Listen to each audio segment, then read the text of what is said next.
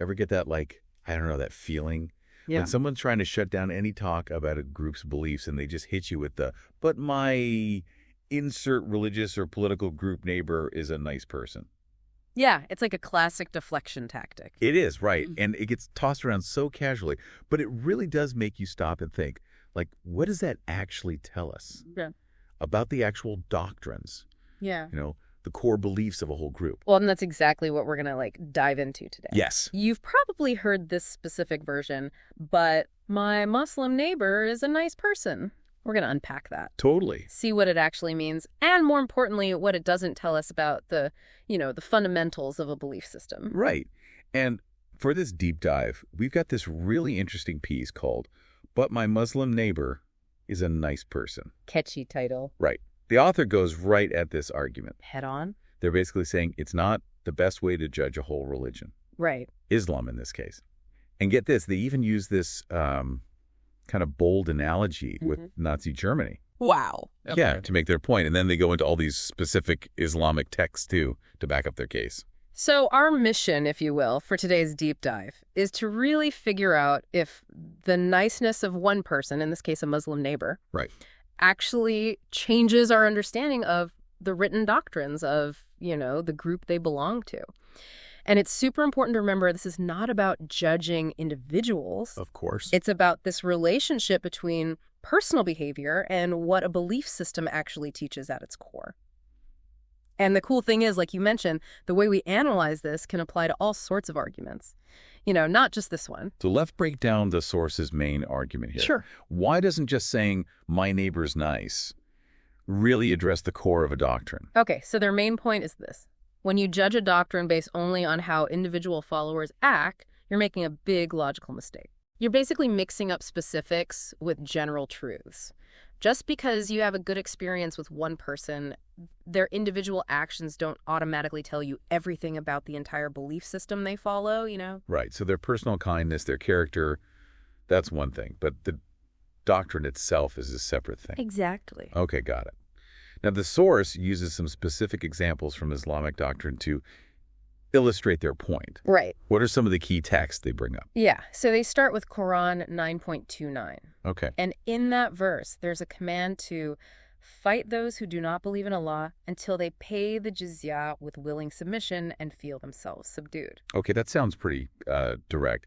Does the source say anything about different interpretations of this verse, like within Islamic scholarship? They don't really go into different interpretations. They focus on the text itself as it's written. Okay, so they're taking it at face value. Right, and how it could be seen as a directive. Interesting. What other parts of Islamic doctrine did they mention? So they also talk about this doctrine called al-wala wal-bara. Okay. It means loyalty and disavowal. And the source says it's about, being opposed to or separated from people considered disbelievers. Mm-hmm. They also bring up Quran 5.51, which says, do not take the Jews and the Christians as friends. Got it.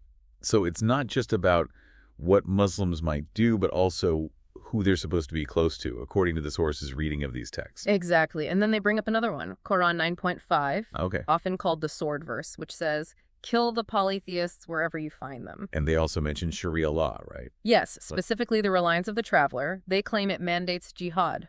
So the source is laying out all these verses and saying, hey, this is what the texts say. Right. And they're arguing that even if an individual Muslim is super kind, it doesn't change what these texts seem to be saying. Right. Yeah, that's their argument. They say these texts are prescriptive, meaning they're laying down specific rules. And so even if a Muslim person is kind, which the source isn't denying that kindness could come from their personality, their culture, or even just focusing on certain parts of their faith and not others. But the point is, according to the source, none of that changes what these texts themselves actually teach. Right. Okay, so this brings us to the Nazi analogy, which, like we said, is pretty intense. Yeah. Tell us about this nice Hans and what the source is trying to show with this example. Okay, so picture this guy named Hans, right? He's working in a Nazi bomb factory during World War II. Okay. But the source says, let's imagine Hans is actually a really nice guy. Loving father, good neighbor, never hurts anyone. So like a decent person caught up in a terrible system. Exactly. But here's the key. The source is saying that even if Hans is a kind person, It doesn't change the fact that Nazism was built on horrible things. Right, like their core beliefs were still about racial hatred and violence. Exactly. They had Mein Kampf, and all those policies based on Aryan supremacy and justifying war and genocide, which, of course, led to the Holocaust. Millions of Jews murdered. That's a fact, documented by the USHMM. And the source also brings up things like Kristallnacht, the attacks on Jewish businesses and synagogues, and the invasion of Poland, right? Exactly. They want to show that Nazism wasn't just about ideas. It had real-world consequences, horrible ones. So even if Hans was kind, the whole Nazi machine was still churning away, producing things like Auschwitz. And the source connects this back to the nice Muslim neighbor argument. They're saying, just like a kind Nazi doesn't erase what Nazism was, a kind Muslim doesn't negate those specific doctrines in Islam that they highlighted. Right. It's like a person's behavior is one thing, but the doctrine of their belief system is a separate thing. Now, the source goes on to emphasize why they think focusing on the doctrine is so important, why they say it's not just some theoretical discussion. Right. What's their reasoning there? They believe doctrine can have a huge impact, like a systemic impact. And it can even lead to violence.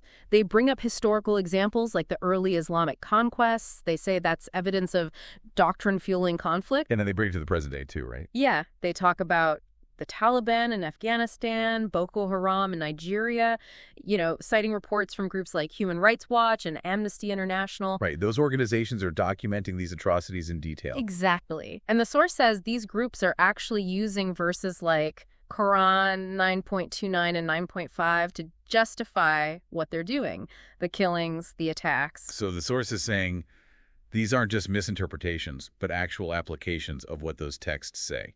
Right. They're saying we can't just brush these things off as misinterpretations. They believe these actions are rooted in a certain way of understanding and applying these religious texts, and they bring it back to the Nazis, pointing to the Einsatzgruppen. And the SS death squads. Right. They were responsible for killing over 1 million Jews, as documented by Yad Vashem. So the source is saying the Einsatzgruppen weren't acting on some personal whim. They were following Nazi ideology. Exactly. It makes you think, how doctrines can be interpreted and used in such awful ways. Yeah. It's like the core beliefs, the ideology, can really influence what groups and even individuals do, even if not everyone who follows that ideology acts on it in the same way. Right. And the source concludes by saying we should judge doctrines by their texts and what happens in the real world, not by looking at individual exceptions. They say both the Islamic doctrines they talked about and the Nazi ideology are clearly spelled out in their own texts. And they see both of them as containing prescriptions for violence and hatred. So for our listeners, if we were to boil this all down, what's the most important thing to take away from this deep dive? The main takeaway is this. Just because a person is kind and belongs to a certain group or follows a certain belief, that doesn't automatically tell you anything about the doctrines of that group or belief system. It doesn't mean those doctrines are good or bad. Yeah, your positive experience with one person doesn't negate the potential for harm or the teachings within the larger ideology. Right. And the source makes it clear. This isn't just about Islam. It's a framework we can use in lots of situations. Like politics, social movements, even company cultures. Exactly. Think about any time you hear that argument. But this person is nice, so their group must be okay. Right. This source is pushing us to think more critically about those situations. Definitely. So, to leave everyone with something to think about, if individual kindness doesn't mean a doctrine is harmless, then how do we understand these different belief systems and how they impact the world? That's the big question, isn't it? It is. And it's definitely one worth exploring further.